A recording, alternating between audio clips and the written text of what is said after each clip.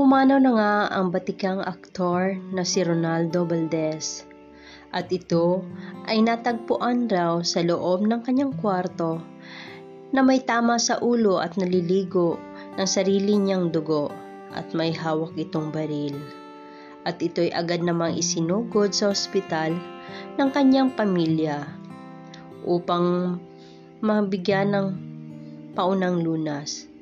At ito na may idineklara ng doktor na dead on arrival sa pagdating sa ospital. Ayon sa kapulisan, hindi naman nagpakamatay ang naturang aktor.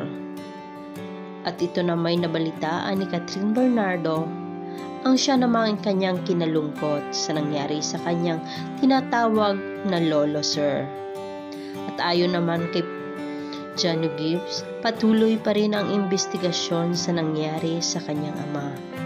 At kung totoo man na mayroong pumatay o nagpakamatay ang kanyang ama, as maigi na lang raw na malaman ang katotohanan ayon sa investigasyon. Kaya sa nangyaring ito, marami ang nalungkot, lalo-lalo na ang mga katrabaho niya sa industriya.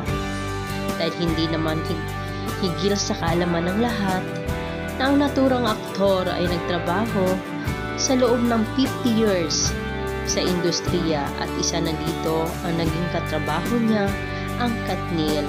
Kaya sobrang papasalamat niya sa Katniel bago siya umalis sa industriya at nagretiro. Kaya ayon kay Catherine Bernardo, malungkot na malungkot siya dahil wala na ang kanyang iniidolong lolo o tinatawag na lolo sir sa industriya, ang kanyang tinitangala na isang magaling na aktor at mabait. Sa katunayan, malambing nga raw ito sa kanya. Kaya napalapit ang kanyang loob. Dahil sa nangyari, nag-post naman si Catherine Bernardo sa kanyang SG at ito panoorin niyo.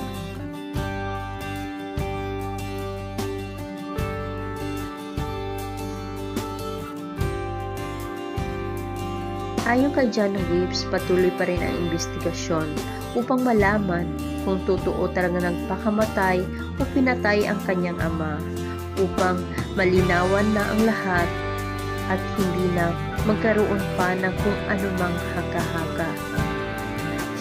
Ay patuloy pa rin ang investigasyon ng mga pulisya.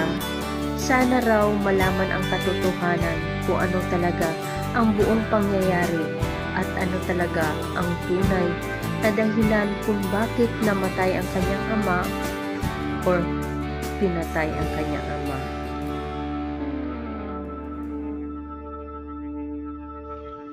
Ayon sa pamilya ng batikang aktor, sa loob ng 50 years niya nagtrabaho sa industriya ay hindi naman nila nakita o narinig na merong naging kaalitan ang naturang aktor. Kaya sa nangyari sa kanya ay isang malaking palaisipan. Kaya abangan natin kung ano ang magiging resulta ng investigasyon ng mga kapulisan.